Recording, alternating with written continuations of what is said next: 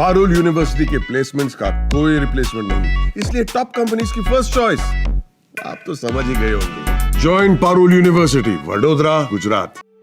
चैत्र नवरात्र का पर्व मां दुर्गा के 9 रूपों की कृपा प्राप्त करने के लिए अधिक शुभ माना गया है।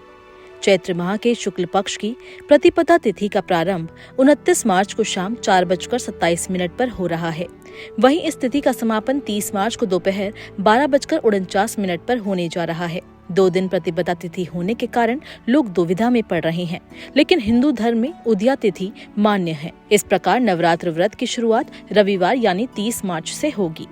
वैदिक पंचांग के अनुसार इस बार चैत्र नवरात्र 30 मार्च से शुरू होंगे और अगले महीने यानी कि 6 अप्रैल को उसका समापन होगा। ब्रह्म पुराण के मुताबिक परमपिता ब्रह्मा ने इसी दिन सृष्टि की रचना की थी। नवरात्र के दौरान श्रद्धालु मां दुर्गा के 9 स्वरूपों की विधिवत पूजा करेंगे।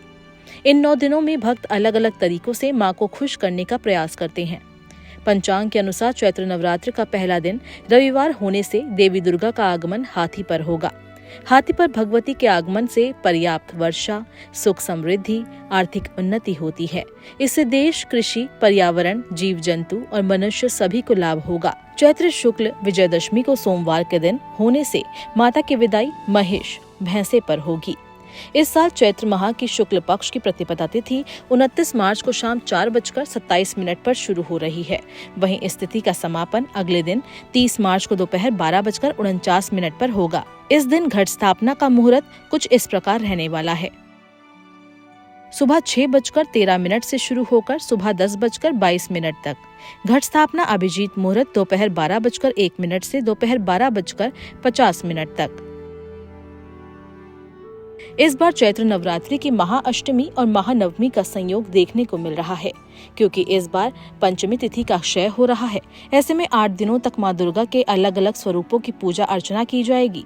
इस प्रकार 5 अप्रैल को चैत्र नवरात्रि की अष्टमी तिथि का पूजन किया जाएगा और इसी दिन पर कन्या पूजन भी किया जाएगा। इसी के साथ अगले दिन यानी 6 अप्रैल को चैत्र नवरात्रि की नवमी तिथि का पूजन और रामनवमी का पर्व मनाया जाएगा।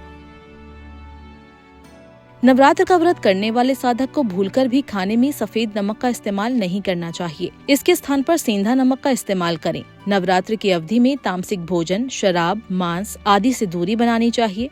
साथ ही इस पूरी अवधि में माता रानी की कृपा के लिए तन और मन की स्वच्छता का भी पूरा ध्यान रखना चाहिए।